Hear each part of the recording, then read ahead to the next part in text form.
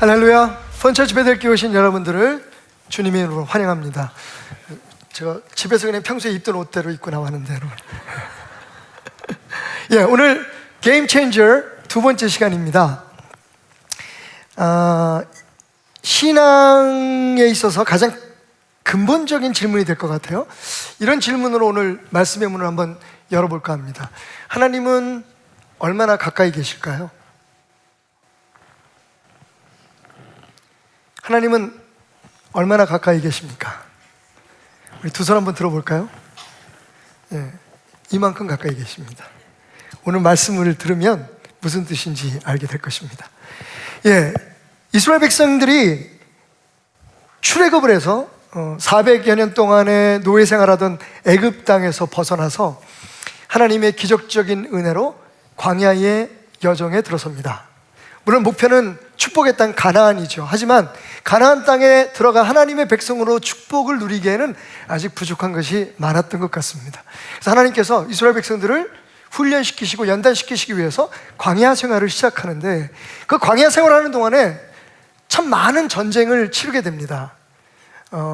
물론 물리적인 적들, 실제적인 아말렉과 같은 적들, 이런 적들도 있었지만 그 외에도 영적인 전쟁이 끊임없이 그들에게 도전으로 다가옵니다.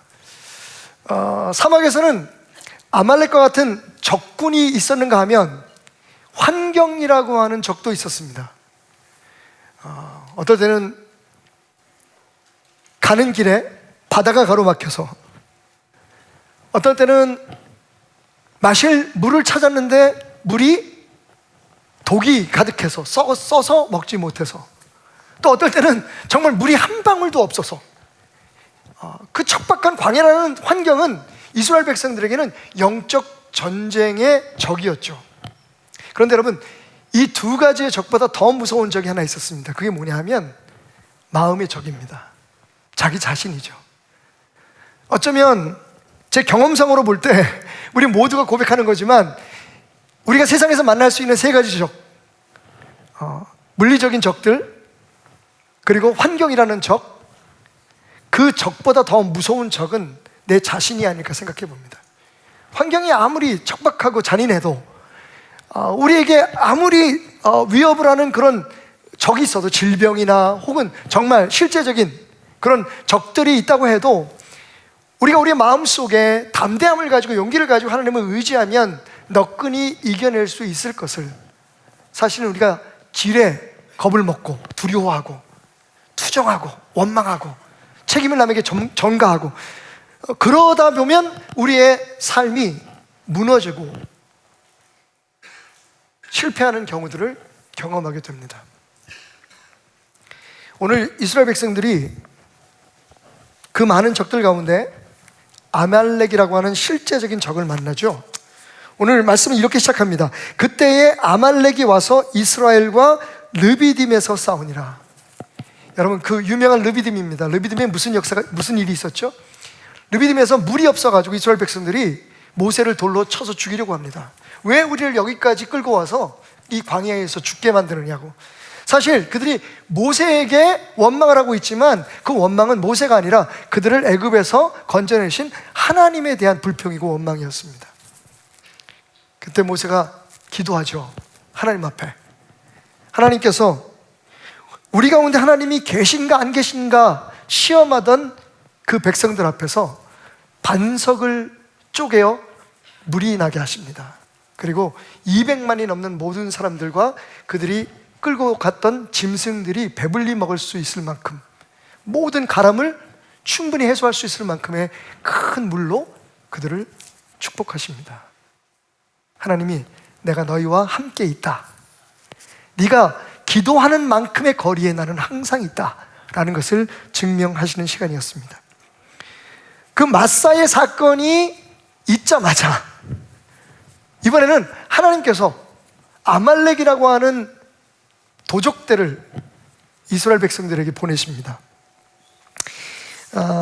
훗날 모세가 그때 이 아말렉과의 전투에 대해서, 이 싸움에 대해서, 그 전쟁을 겪어보지 못했던 그때의 그 역사를 알지 못했던 후대의 사람들에게, 광야에서 태어난 출애굽 2세들에게 그때의 일을 이렇게 신명기에서 말하고 있는 것을 볼 수가 있습니다.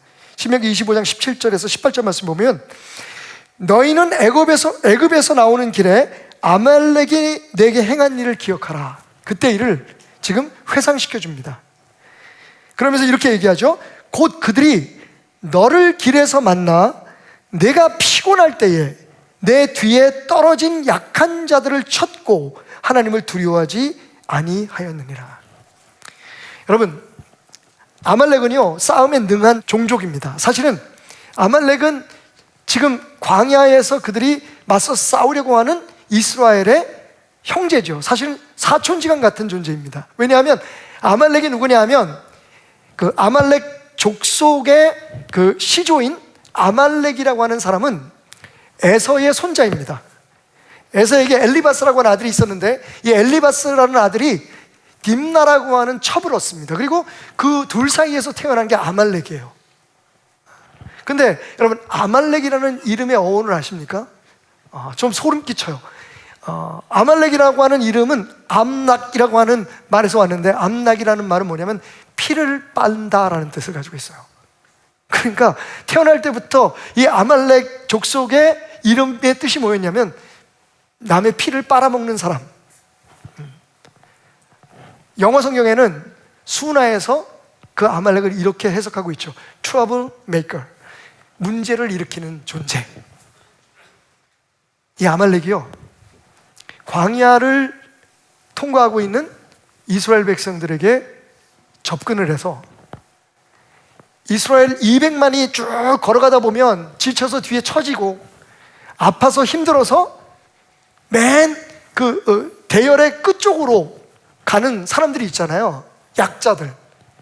이스라엘 그 민족으로 볼 때 가장 연약한 고리죠. 그 약점을 공격합니다. 오늘 말씀대로 아말렉이요 아주 전략적으로 이스라엘을 멸망시키기 위해서 꼬리에서부터 가장 약하고 가장 힘없는 사람들부터 공격을 시작해서 뒤에서부터 앞으로 공격을 해오기 시작했죠.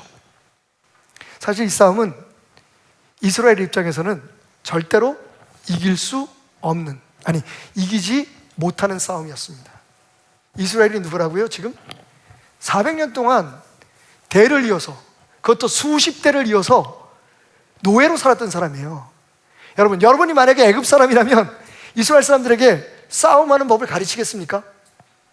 그들에게 무기를 주겠습니까?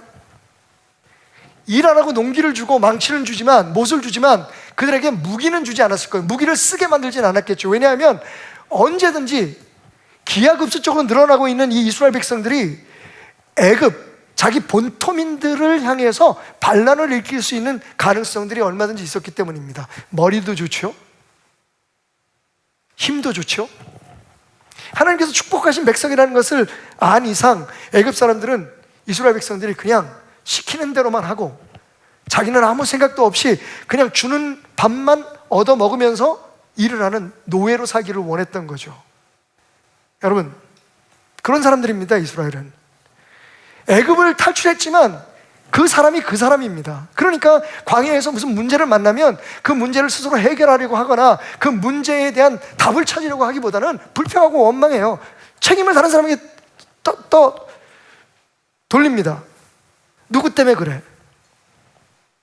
이래서 그래. 그게 노예 근성이죠, 그죠? 자꾸 문제가 생기면 피하려고 하고 누구에게 책임을 전가해서 자기가 그 문제에서 벗어나려고 하는 그런 의식을 가지고 있던 사람들이에요. 그런 사람들에게 광야의 도둑놈들, 누군가의 피를 빨아먹어야만 살 수 있는 아말렉 족속이 아주 대놓고 계획하고 쳐들어옵니다. 어떻게 이기겠어요? 근데 여러분, 여기서 우리가 주목해야 할 것이 있습니다. 오늘 말씀은요 굉장히 간단할 수 있었어요. 예를 들면 8절에 그때에 아말렉이 와서 이스라엘과 르비딤에서 싸우니라, 전쟁이 있었다는 거예요. 아말렉이 쳐들어왔고 이스라엘은 거기에 맞서 싸워야만 했습니다. 그리고 어떻게 그 전쟁이 끝났을까요? 바로 8절에서 모든 걸 다 스킵하고 13절로 뛰어넘어가도 이 이야기는 그대로 완성될 수 있습니다. 13절에 뭐라고 얘기하고 있냐면, 그랬는데 여호수아가 칼날로 아말렉과 그 백성을 쳐서 무찌르니. 할렐루야. 여러분, 여호수아가 이겼습니다. 끝. 그죠?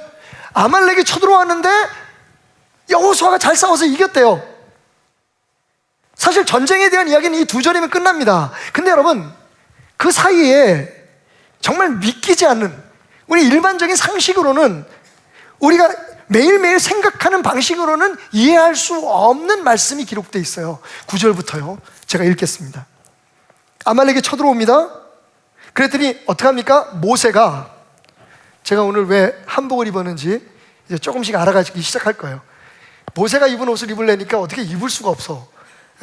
샌들도 신어야 되고 막 그래서요. 그래서 가장 비슷한 게 한복일 것 같다.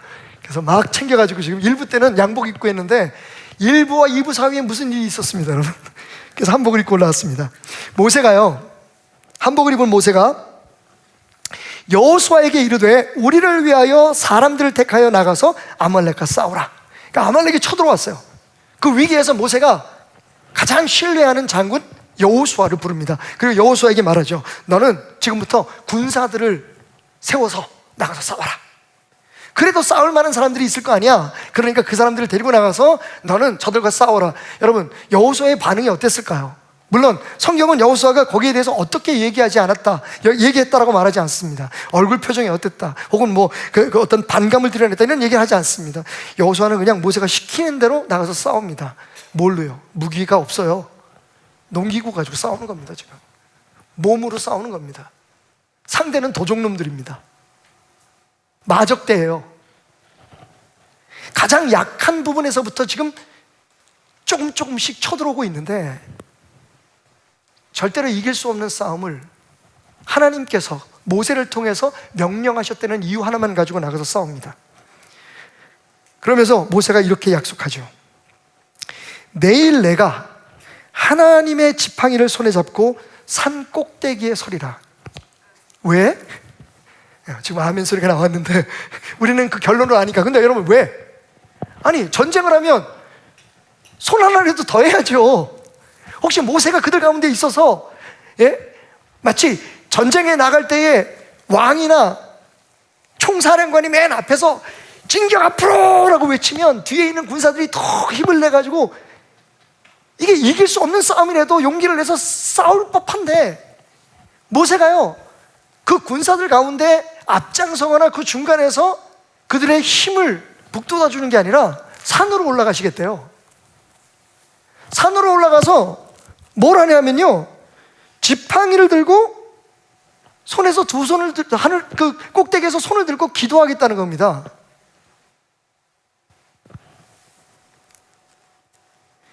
여호수아가 모세의 말대로 행하여 아말렉과 싸우고 모세와 아론과 훌은 산 꼭대기에서 산꼭대기에 올라가서 모세가 손을 들면 이스라엘이 이기고 손을 내리면 아말렉이 이기더니, 모세의 팔이 피곤함에 그들이 돌을 가져다가 모세의 아래에 놓고 그가 그 위에 앉게 하고 아론과 훌이 한 사람은 이쪽에서 한 사람은 저쪽에서 모세의 손을 붙들어 올렸더니 그 손이 해가 지도록 내려오지 아니한지라. 여러분, 이 전쟁이 되게 우스워요.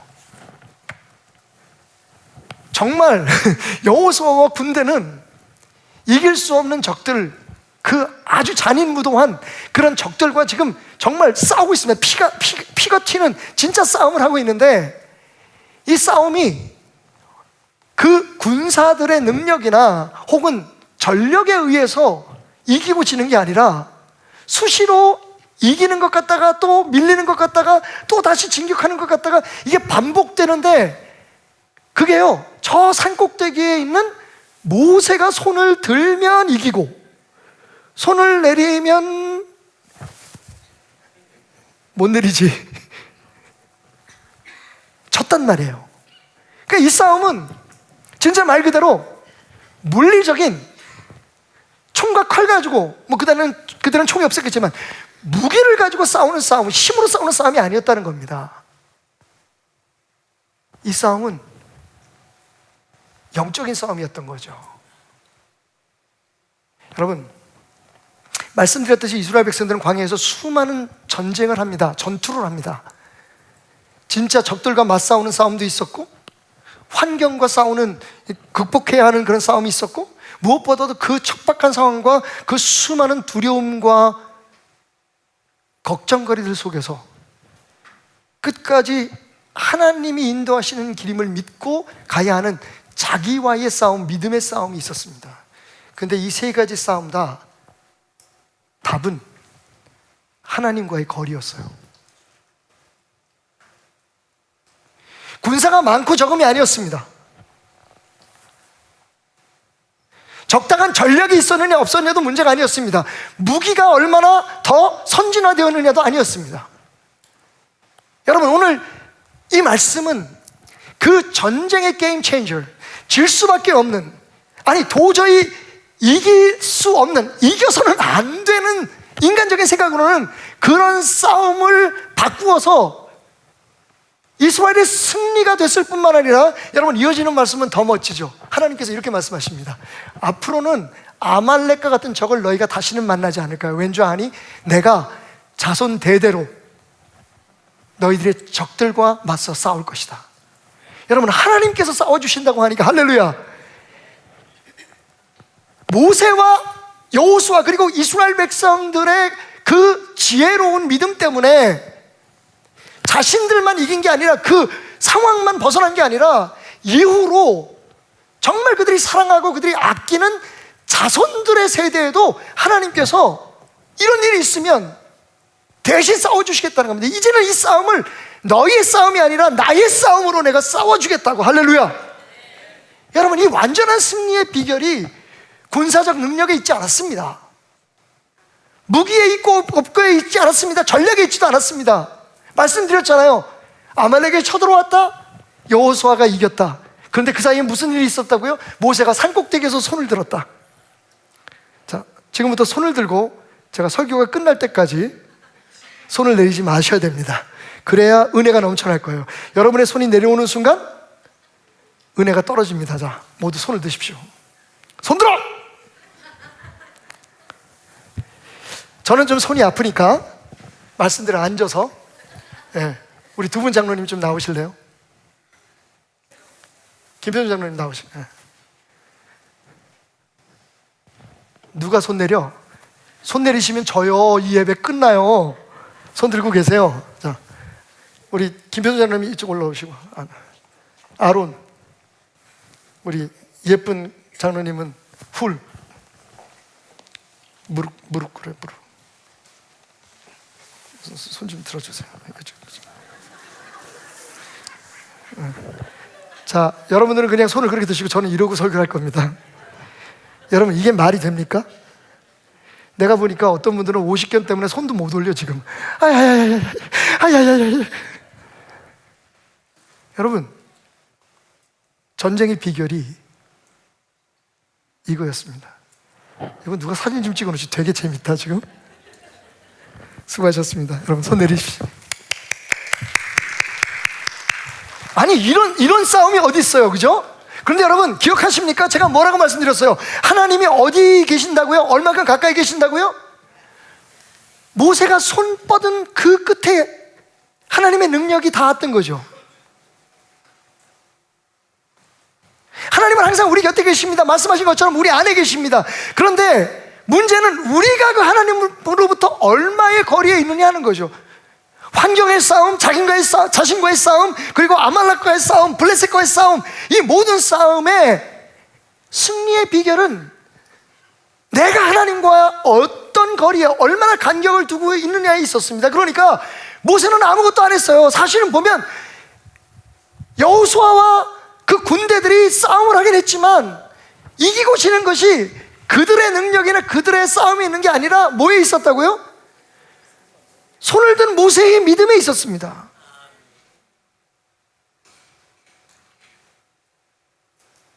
여러분, 모세가 손을 들었다는 것은 무엇을 뜻할까요? 제가 오늘은 되게 시각적인 설교를 여러분들에게 좀 하고 싶어요. 여러분 머릿속으로 영적인 상상력을 동원해서 여러분의 믿음의 스크린에 제가 하는 말을 한번 그림을 그려보십시오. 그래서 제가 한복을 입었어요. 모세가 손을 들고 있어요, 여러분. 그때의 그 광경을, 그때의 그 모습을 오늘 21세기에 우리의 삶의 현장으로 한번 끌어와 봅시다. 우리는 어떤 때 손을 드나요? 첫 번째, 선생님, 제가 답을 알고 있어요. 그죠? 하나님, 제가 답을 압니다. 우리가 학교 다닐 때, 초등학교 때, 그죠? 특별히 초등학교 코딱지 1학년 때 선생님이 1 더하기 1을 아는 사람으로 저요!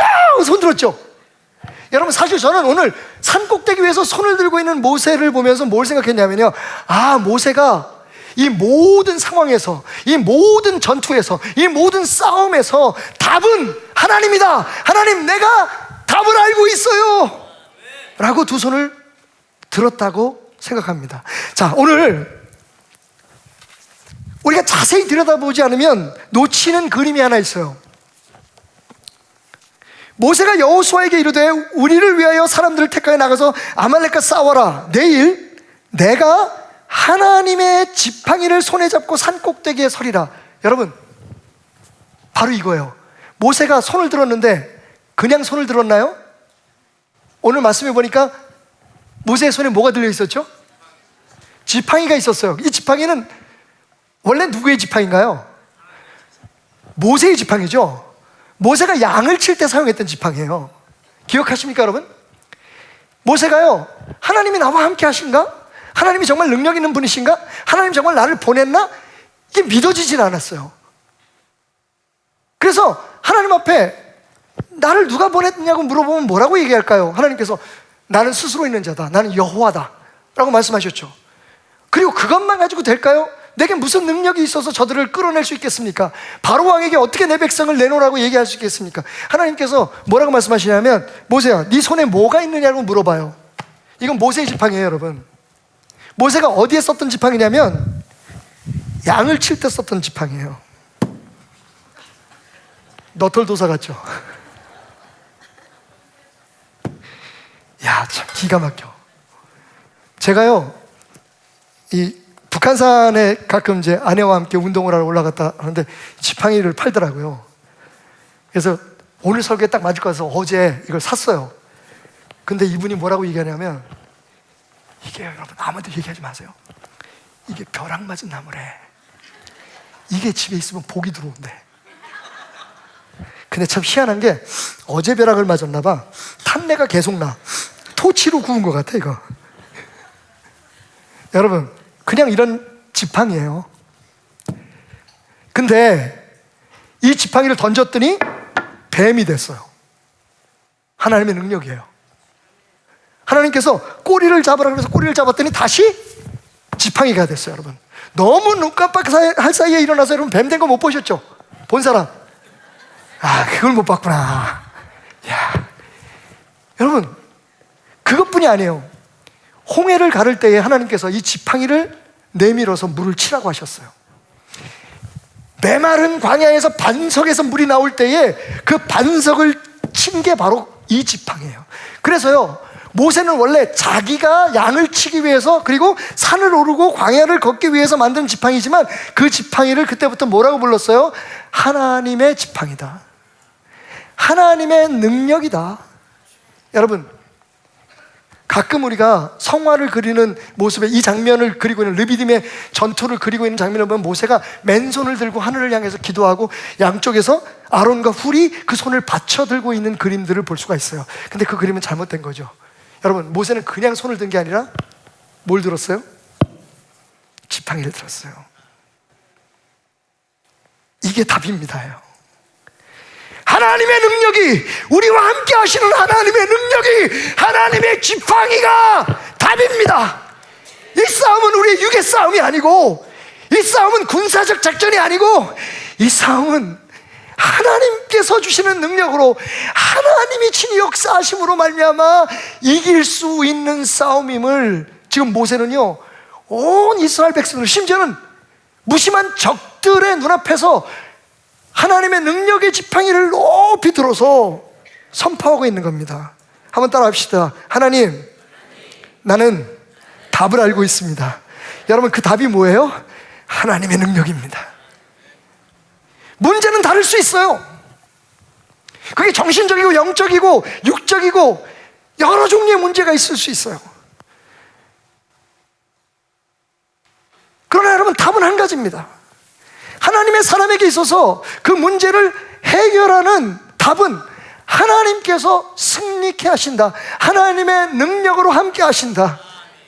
우리의 모든 싸움은 하나님의 싸움입니다. 왜냐하면 그분이 우리의 아버지가 되시고 그분이 우리의 창조주요 우리를 지키시는 목자이시기 때문입니다. 여러분, 모세가 맨손을 든 게 아니에요. 하나님의 능력을 그 두 손에 잡고 손을 지켜 올립니다. 나는 답을 알고 있습니다. 여러분, 여러분의 삶에 어떤 문제가 닥쳐올지라도 오늘 이 말씀을 기억하십시오. 여러분이 기도의 손을 뻗는 순간 그 손끝에 하나님의 능력은 있습니다. 하나님은 이미 그 위치를 한 번도 변동하지 않으시고 가장 가까이서 여러분을 도우시기 위한 그 자리에 와 계십니다. 손을 들어 기도의 입을 열어 부르짖는 그곳에 하나님의 능력은 있습니다. 모세는요, 제가 그 답을 알고 있습니다. 여호수아야, 내 백성들아, 나는 그 답을 알고 있다. 저요! 하고 손을 들었던 거죠. 모세가 손을 높이 들은 이유는요, 두 번째로 항복의 의미입니다. surrender. 저는 이것을 sweet surrender라고 부릅니다. 달콤한 항복. 여러분, 모세가 알고 있는 답은 뭐였습니까? 하나님의 역사하심입니다. 근데 하나님은 어떻게 역사하십니까? 우리가 우리 자신을 항복할 때, 우리가 우리 자신을 굴복할 때에, 우리가 할 수 있다, 내가 하겠다라고 하는 그 마음을 내려놓을 때에, 그 의지를 포기할 때에 하나님밖에 없습니다라고 외칠 때에 하나님이 역사하시는 거죠. 여러분, 손들어! 손든 사람만 축복받으시기 바랍니다. 아니, 목사가 들려면 드는 거지. 여러분, 왜 손들어 할 때 손을 듭니까? 이건 항복의 의미죠. 내 손에 당신과 맞서 싸울 어떠한 무기도 없다는 뜻이죠. 당신이 죽이든 살리든 그대로 하겠다는 뜻이죠. 여러분, 우리는요, 정말 오랫동안 신앙생활을 오래 하신 분이면 더 확실하게 고백했던 찬송이 있습니다. 기억하세요? 전부여 의지 없어서 손 들고 옵니다. 제가 한때는 제일 싫어했던 찬송입니다. 왜 그럴까요? 제가 죄가 많아서? 아니요. 아니, 왜 교회 오는데 매일 빈손으로 와? 돈 있을 땐 다 부처님 찾아가고 굿하고 난리 피더니 빈손 되니까 손 들고 옵니다. 주님 앞에 빈손 들고 와. 매일 성도들이. 이런 참나. 여러분, 그 가사에 우리가 잊지 못할 가사가 있죠. 이 세상 의지할 거 없어서 손 들고 옵니다. 주님 나를 박대하시면, 옛날 표현이 참 좋았어요, 그죠? 주님 나를 모른다고 하시면, 너 누구야? 라고 박대하시면 나 어디 갈까요? 나 어디 가릴까? 여러분, 손을 든다는 의미는 항복을 뜻하는 거예요. 나의 모든 권리와 나의 모든 의지를 당신의 결정에, 당신의 역사하심에 당신에게 맡깁니다. 여러분, 그 치열한 전투 속에서 피가 튀고 사람이 쓰러지고 죽어가는 그 전쟁을 바라보면서 모세가 정말 한가하게 손을 들고 그 바위 위에 앉아 있을 수 있었던 이유는요, 하나님께 모든 것을 맡길 때 어차피 우리 힘으로 안 되는 거, 어차피 내가 할 수 없는 거, 나를 위해서 가장 좋은 계획과 나를 위해서 완벽한 섭리를 갖고 계신 하나님 앞에 다 드리리, 다 맡기리. 하나님, 나 항복이요,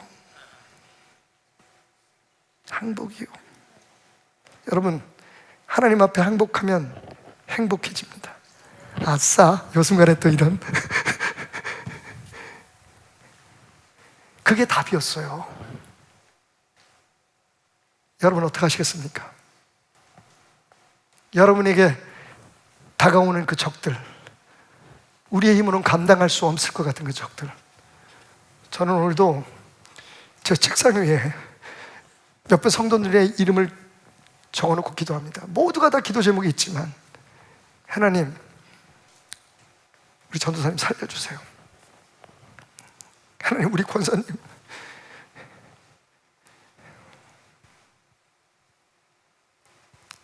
살려고 몸부림칩니다. 살아있어야 될 분명한 이유들이 있습니다. 주님의 영광을 위해서는 말할 것도 없고, 아직 대학 가야 할 아들이 있고, 혼자의 힘으로는 어쩔 수 없는, 아직도 예수님을 믿지 않는 죽어가는 오빠가 있습니다. 하나님, 나 살아있어야 돼요. 그런데 그 몸에 자라고 있는 암이 지금 어디까지 퍼졌는지도 모르고, 일주일에 2-3번씩 받아야 되는 투석이 주님 나라 갈 때까지 끝날 거라는 보장이 없습니다.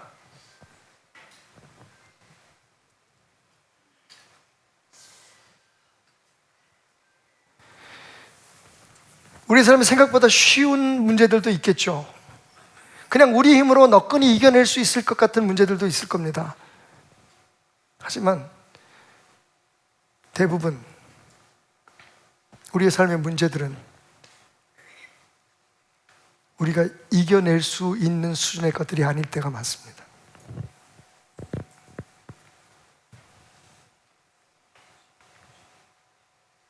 손을 드십시오, 여러분. 하나님 말씀하십니다. 환난 날에 내게 부르짖어라. 내가 가까이 있을 때 나를 찾아라.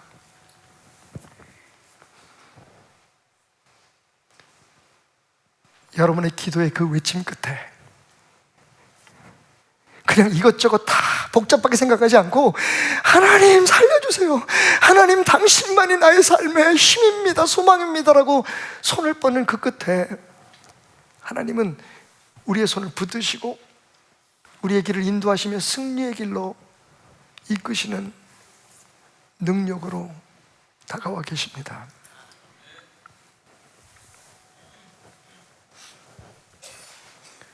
시편 기자는 이렇게 얘기합니다. 보라, 밤에 여호와의 성전에서 서 있는 여호와의 모든 종들아, 여호와를 송축하라. 성소를 향하여 너의 손을 들고 송축하라. 천지를 지으신 여호와께서 시온에서 내게 복을 주시리라. 여러분, 만약 많은 사람들 속에서 손 들고 기도하는 것이 부적절하다고 생각하시거나, 혹은 손을 들어 기도할 만큼 용기가 나지 않으신다면, 여전히 여러분의 마음을 들어서, 여러분의 마음을 열어서, 여러분의 마음의 손을 들어서 하나님을 의지하고 하나님께 모든 것을 맡기는 여러분이 되시기를 바랍니다. 야고보 사도는 말합니다. 하나님께 가까이 하면 원수가 피할 거라고.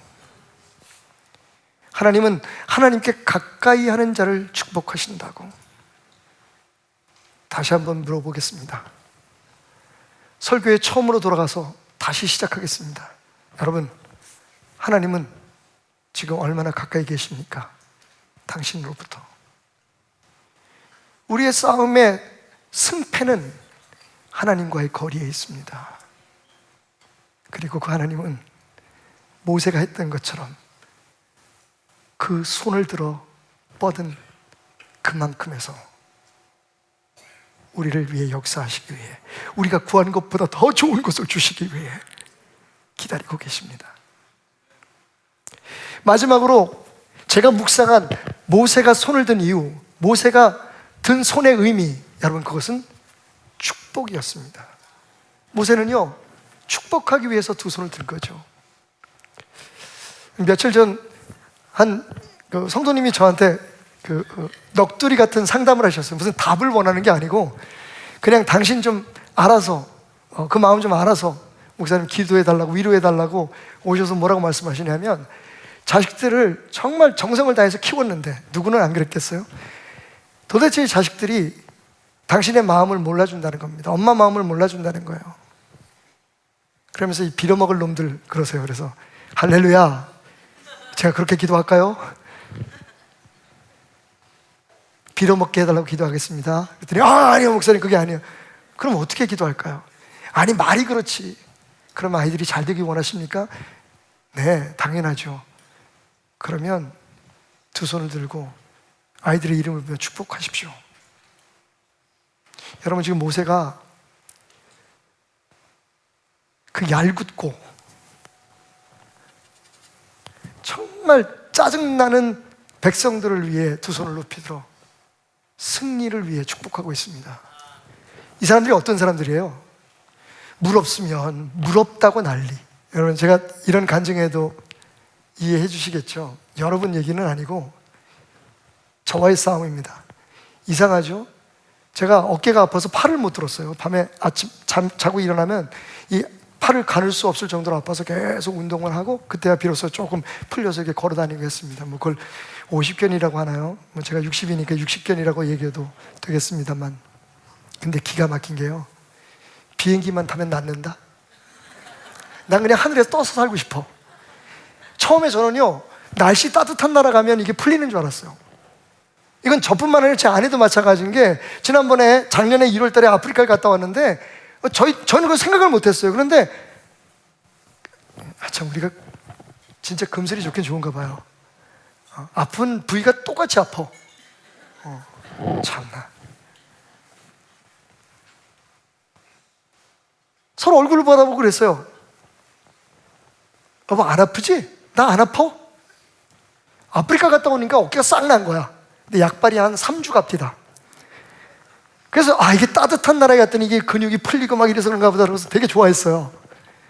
다시 이제 아파지기 시작했는데, 가족여행으로 일본을 가게 됐어요. 우리 누님들이 미국에서 나오셔가지고 우리 형제들이 정말 평생 처음으로 어머님 돌아가시고 난 후에 우리 가족여행을, 아버님하고 간 기억도 별로 없고 우리 형제들끼리 같이 가자. 그래서 일본에 다녀왔어요. 추운 때였는데. 근데 갔다 왔는데 안 아파. 요번에도 갔다 오니까 안 아파. 요거 이제 얼마나 갈지 모르겠는데. 근데 제가 아프리카의 한성국 선교사의 간증을 듣고 그 이유를 조금 알았어요. 한 선교사님이 벌써 거의 20년째 돼가고 있잖아요.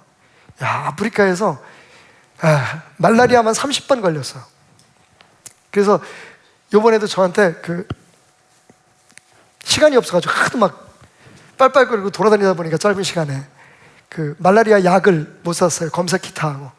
그래서 한국에 왔더니 우리 부인 되시는 은혜 선교사님을 통해서 그 약을 저한테 보내서, 목사님 꼭 몸이 안 좋으시면 빨리 검사하시고 빨리 이 약을 드십시오. 자기가 자고 깨면 말라리아를 걸리는 거예요.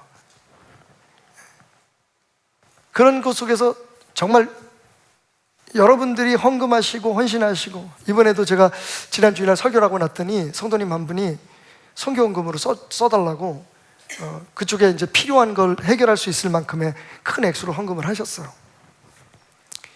여러분들의 그 정성이 지금 아프리카 땅에서 정말 아름답게 꽃을 피고 있습니다. 제가 말씀드렸죠. 그 지역에서 그 도에서 그 글루라고 하는 그 지역에서 우리 베델중학교가 전체 2등이에요. 1등은 그 국가에서 돈을 들여가지고 하는 공립학교는 공립학교가 좋습니다. 거기는요, 뭐 선생님들도 그렇고 뭐 모든 걸 다 최고. 이번에 갔더니 컴퓨터실에서 들어가 봤더니 컴퓨터가 한 대도 없어. 너무 사용이 오래돼가지고 다 치워버렸다고. 그런데도 우리 애들이 2등을 했어요. 학력고사에서 전국에 2등이야. 근데 그 일을 하면서 선교사님이 병이 든 거예요. 자기도 모르게. 마음의 병이었어요. 목사님, 저한테 연락이 왔어요. 웬만해가지고는 그렇게 연락을 잘 안 하는 친구입니다. 근데 목사님, 저 한국에 나가도 될까요? 그래서 왜? 그랬더니 죽을 것 같아요. 막 소화도 안 되고 뭔지 모르게 막 너무 힘이 들어서 견딜 수가 없어요. 나오라 그랬어요. 비행기를 타고 나왔는데 딱 인천공항에 비행기가 딱 착륙하는 순간 마음속에 모든 짐이 다 풀어진 거, 소화가 싹 되더래요. 그래서 와가지고 너무 잘 지냈어요. 저하고 와서 고기도 먹고 떡볶이도 먹고 재밌게 놀다가 다시 비행기를 탔는데, 비행기가 떠서 전화가 올 때가 아닌데 연락이 왔어요. 가다가 도하에 잠깐 내렸는데 갑자기 다시 그 공황 증세가 찾아와서 그 공항에서 앰뷸런스를 타고 병원으로 옮겼다고. 희한하죠, 여러분? 딱 선교지에 가기 위해서 비행기만 타도 아픈 거야. 그래서 참 많이 기도했어요. 그리고 너무 감사한 건 역시 우리 베델교회 선교사 맞습니다. 극복하셨어요. 이제 너무 신나게 또 새로운 비전을 찾아서 새로운 계획들을 가지고 열심히 일하고 계십니다. 하나님 앞에 박수 영광을 돌려드리십시다. 그래야죠. 그게 하나님의 종이죠. 근데 이 스트레스는 스텔스 기능이 있다니까. 우리가 몰라요. 오늘 아침에도 한 분하고 이렇게 얘기를 하는데 몸이 안 좋아 보이셔. 그래서 왜 그러냐 그랬더니 모르겠어요. 그렇게 힘이 든대. 겉으로는 아무 문제가 없는 것 같은데 왜 이렇게 힘이 들까요? 그래서 제가 그거요, 스트레스예요. 겉으로는 못 느끼지만 우리를 안에서부터 약해지게 하고 쓰러지게 하는 게 바로 스트레스입니다. 여러분 대단하세요. 정말 잘 견디고 계세요. 모세가 위대한 건요, 홍해를 가르고 반석에서 물을 나오게 해서가 아닙니다. 그거 하나님이 하셨잖아요. 모세가 위대한 건, 그 불평투성이 노예근성에 찌든 그 백성을, 그 200만을 끌고 40년 동안에, 아니 대통령 5년 하는 것도 힘들어 죽겠는데,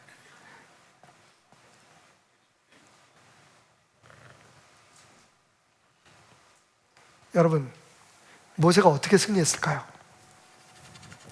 그들의 태도, 내 새끼들이잖아요. 내 백성이잖아요. 그들의 태도나 그들의 행동과 관계없이 모세는 항상 하나님 앞에 눈물 흘리며 그들을 축복했어요. 맞습니다. 하나님, 저것들 다 죽일 새끼들인데 저렇게 배은망덕한 것들이 또 어디 있습니까? 하지만 하나님 백성이잖아요. 하나님의 이름의 영예를 위해서, 하나님의 명예를 위해서, 체면을 위해서라도 저 사람들 축복해 주세요. 이 싸움에서 이기게 해주세요. 여러분, 우리가 뭐 잘하고 착해서 하나님 앞에 큰 축복을 받을 수 있는 사람이 아닙니다. 예수 그리스도께서 우리의 연약함, 우리의 부족함 관계없이 그 나무에 달리시며 우리를 위해서 그 은혜로 우리를 덮지 않으셨다면, 그 대속의 은혜로 우리의 모든 잘못과 연약함을 다 씻어주지 않으셨다면, 그분이 우리를 그 마지막 순간까지 축복하지 않으셨다면, 모세는요, 하나님 제가 답을 합니다. 하나님께 모든 것을 맡깁니다. 근데 하나님, 저 빌어먹을 놈들을 축복해 주십시오. 저 배은망덕한 것들을 하나님 승리케 해 주십시오. 내 새끼들을, 내 백성들을, 이 나라를 하나님 축복해 주십시오. 여러분 마음에 들어서 내 뜻대로 돼서, 어떤 분이 그러시더라고요. 이번에 목사님, 제가 지지하고 제가 투표한 사람들은 다 안 됐어요. 그래서 이민 가려고 농담을 하시더라고요. 그래서 그랬어요. 아니 왜 이민을 가? 선교가 내가 파송해 줄게. 축복하세요, 여러분. 그 축복이 어디로 갑니까? 오늘 말씀 보세요. 하나님께서 모세에게 말씀하십니다. 내가 대대로 너희 적들과 싸우리라. 여러분, 모세뿐만 아니라 여호수뿐만 아니라 그들의 자손과 자손대를 이어서 하나님께서 그 축복을 기억하고 이루어 주시겠다고 말씀하십니다. 그래서 모세는 그때의 그 장면을 그대로 기록해서 그 자녀들과 자손들에게 알리라고 부탁을 했던 겁니다. 여러분, 지금 여러분의 삶에 어떤 문제가 있습니까? 어떤 적들이 여러분을 옥죄어 오고 있습니까? 두 손을 드십시오. 하나님을 찾으십시오. 나는 답을 알고 있습니다. 그냥 마음속으로만 생각하지 마시고 그 답 앞에 여러분 두 손을 들고 그 답을 찾으십시오. 그리고 당신에게 문제가 되고 상처가 되었으나 당신이 절대로 사랑할 수밖에 없는 그 모든 것들과 그 사람들을 축복하십시오. 여러분, 보이지 않으십니까? 저 적들과 맞서 싸우고 있는 피가 튀기도록 있는 힘을 다 쥐어짜서 이길 수 없을 것 같은 싸움을 믿음으로 싸우고 있는 우리의 여호수아들이, 우리의 갈렙이, 당신의 남편이, 당신의 아내와 자식들이. 여러분, 우리의 삶은 르비딤 광야 같습니다. 그냥 회사원은 회사에 가서 일만 합니까? 사업을 하시는 분들은 그냥 돈만 법니까? 여러분, 그것을 위해서 우리 아이들은 그냥 학교 가서 공부만 합니까? 매일매일 얼마나 치열한 싸움을 싸우고 있는지 몰라요. 온통 적들입니다. 온통 우리가 하나님의 사람인 것을 부인하게 만드는, 그래서 사람들 앞에 우리가 교회를 다닌다든지 내가 하나님의 사람이라는 것을 얘기하기조차 부끄럽게 만드는 그런 환경 속에서 지금 우리의 사랑하는 사람들이 싸우고 있어요. 그런 사람들을 위해서 우리가 할 수 있는 것은 높은 산에 올라가 두 손을 높이 들고 그들을 축복하는 일입니다. 여호수아처럼 싸우고 모세처럼 기도할 때 우리의 가정이 살아나고 우리 교회가 일어나고 이 땅이 하나님이 축복하시는 땅으로 변화될 것입니다. 치열하게 싸우십시오. 그러나 여러분, 잊지 마십시오. 우리의 능력과 우리의 수고의 결과로 우리가 승리할 수 있는 것이 아니라 누군가 우리를 위해서 기도하고 있고 또 내가 위하여 기도하고 있는 그 사람들 위에 역사하시는 하나님의 능력이 우리를 승리하게 할 것이라는 걸, 아무리 가능성 없어 보이는 상황도, 아무리 질 것 같은 전투에서도 바로 우리가 든 그 기도의 손이 게임 체인저가 될 것이라는 것을, 이제 저와 함께 여러분의 영적인 상상력을 동원해서 믿음의 스크린 앞에 그날 그때 펼쳐졌던 전투를 그려보십시다. 사실 그것을 위해서 오늘 제가 이 옷을 입었습니다.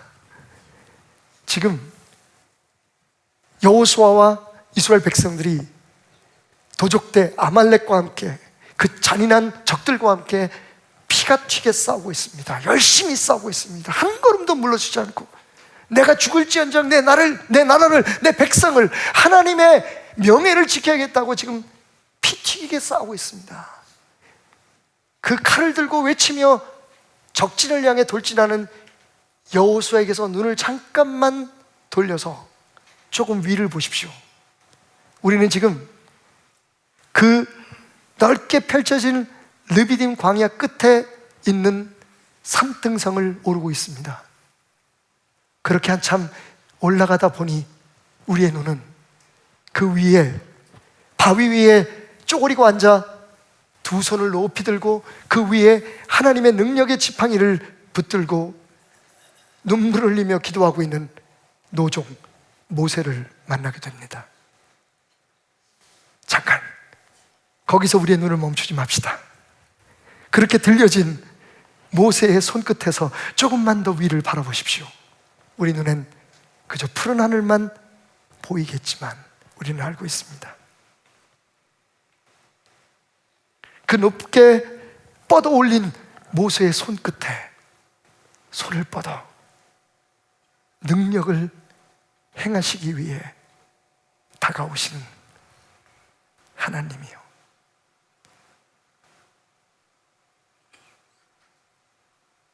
보이십니까? 하나님은 거기 계십니다. 맞습니다. 바로 거기. 당신이 치열하게 싸우는 가족들을 위해 정말 열심히 살려고 몸부림치는, 가끔 넘어지기도 하고 실수도 하지만, 그러나 가족을 위해, 사랑하는 사람들을 위해 싸우는 여러분의 사랑하는 이들을 위해 기도하는 그곳에, 그래서 높이 지켜 올린 당신의 손끝에 하나님은 계십니다. 1970년 4월 11일 미 항공우주국 나사에서 로켓 하나를 쏘아 올립니다. 아폴로 13호였습니다.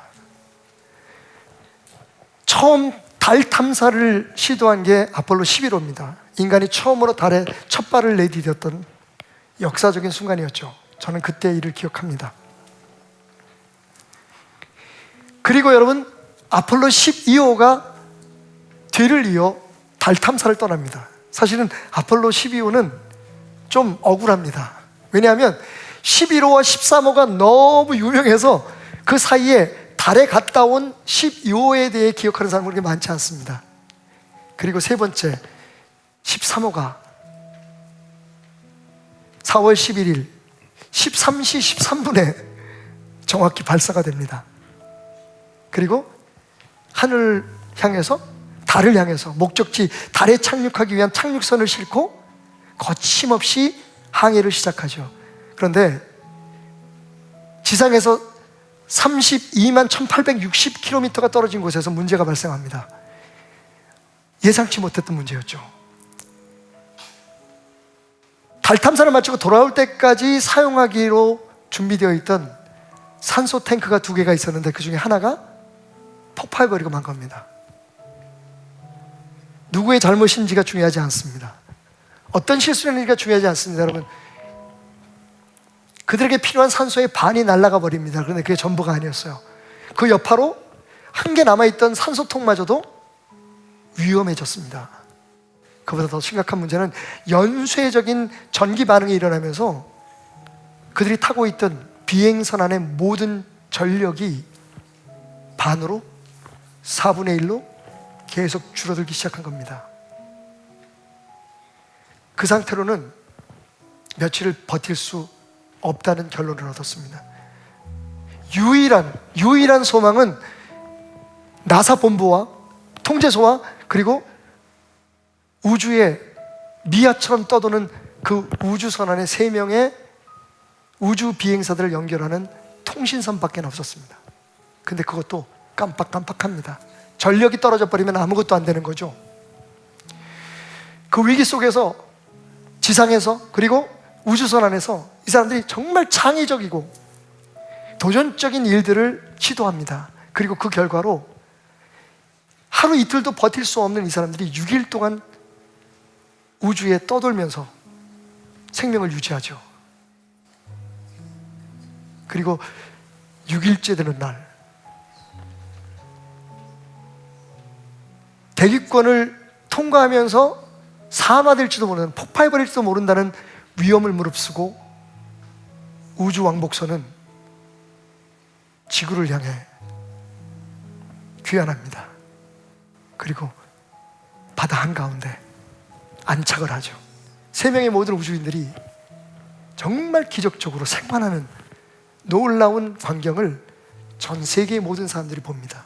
여러분 혹시 궁금하시면 1995년 작품이었던 것 같아요. 탐 행크스가 나온 영화인데 아폴로 13호라고 하는, 아폴로 13이라고 하는 영화를 한번 보시면 보니까 우리 OTT에 올라와 있더라고요.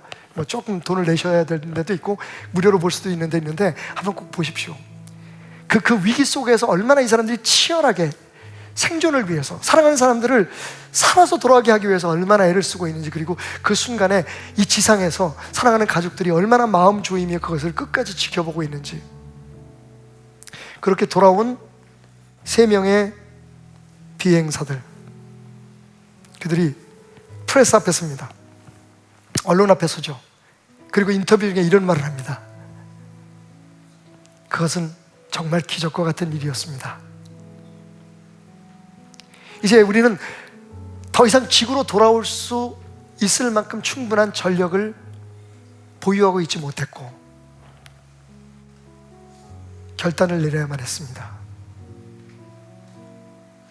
규정을 어기고 나사의 모든 우주 비행의 법규를 어기고 우주선 안의 모든 전력을 끊는 것만이, 심지어는 통신마저도 끊어버리는 그 결단만이 그래도 우리가 마지막 살아날 수 있는 마지막 희망으로 지구로 귀환할 수 있는 동력을 얻는 유일한 길이었죠. 우리는 기도하며 나사 본부에 통신을 보냈습니다. 이제 우리는 마지막 결단을 내리겠습니다. 모든 전력을 끄겠습니다. 그리고 마지막 희망인 지구를 향한 귀환을 어찌하든지 시도해 보렵니다. 그동안 우리와 함께 해주셔서 감사합니다. 하나님이 허락하시면 살아서 만나 뵙기를, 그리고 저 막막한 우주 속에 우주선과 이 땅 위에 사랑하는 사람들과의 통신이 마지막으로 끊깁니다. 초조한 시간이 흘러갑니다. 근데 여러분, 통신을 통해 들려오진 않았지만 그 우주선 안에 3명의 우주 비행사들은 함성을 지릅니다. 박수를 치며 감격합니다. 왠지 아십니까? 그들이 결단하고 비행선 안에 모든 전력을 끊는 순간, 그 안에 희미했던 불이 다 꺼지는 순간, 그 비행선 창밖으로 파란 별, 지구가 너무 선명하게 보이기 시작했기 때문입니다. 우주선 안이 밝았을 때는 밖이 희미해서 보이지 않았지만 우주선 안의 모든 전력을 끊고 모든 희망의 불을 차단하는 순간 하나님께서 그들 눈앞에 새로운 살 길을 선명하게 보여주신 겁니다. 심지어는 창밖으로 그들이 착륙할 바다의 가장 안전한 지점이 마침 눈에 들어왔습니다. 그들은 그렇게 깜깜한 답답함 속에서 그들만이 알고 있는 그 빛을 따라, 그 길을 따라 지구로 귀환합니다. 살아서 사랑하는 사람들 품에 안깁니다. 여러분, 그때 그들이 두려움 때문에 불을 끄지 않았다면,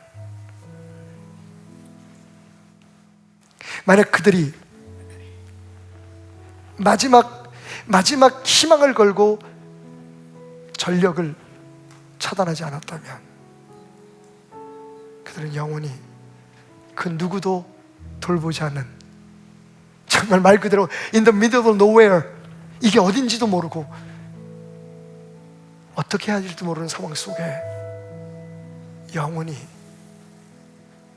사라져 버리고 말았을 겁니다.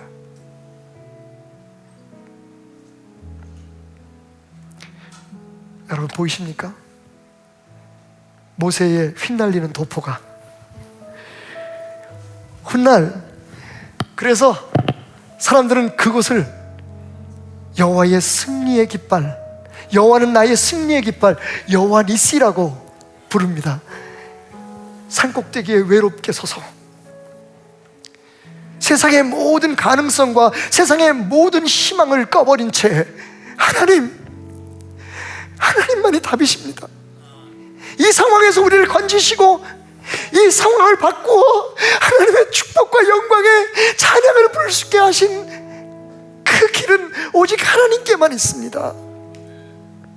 여러분, 그 노종 모세의 휘날리는 수염과 그의 휘날리는 가먼트, 그의 세마포가 훗날 많은 백성들의 마음에는 하나님이 승리를 주신 하나님의 승리의 깃발로 기억되게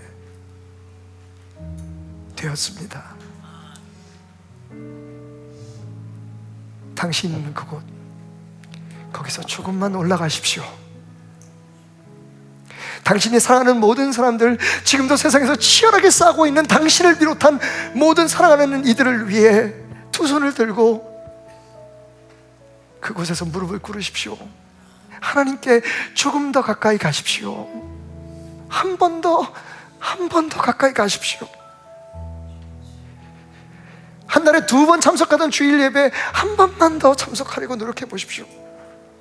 주일 예배만 근근히 나오던 그 예배, 수요 예배, 금요 예배 나와 하나님 앞에 한 번 더 소리를 들어 축복하고 외칠 것을 각오해 보십시오.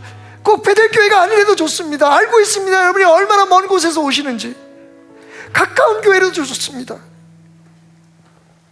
한 걸음만 더, 한 걸음만 더 하나님께로 가까이 올라가십시오. 그리고 거기서 당신을 기다리고 있는 하나님께 두 손을 들고, 하나님, 내가 답을 찾아왔습니다. 그대로 올린 손으로 하나하나 이 세상에 희망의 불을 꺼가면서, 내가 의지했던 모든 것들을 끊어가면서 하나님을 바라볼 때 생명의 길로 우리를 인도하시고, 시편 16편의 말씀처럼 좌편엔 기쁨과 우편에 즐거움이 있는 그 사는 길, 그 승리의 길로 우리를 이끌어 주실 겁니다.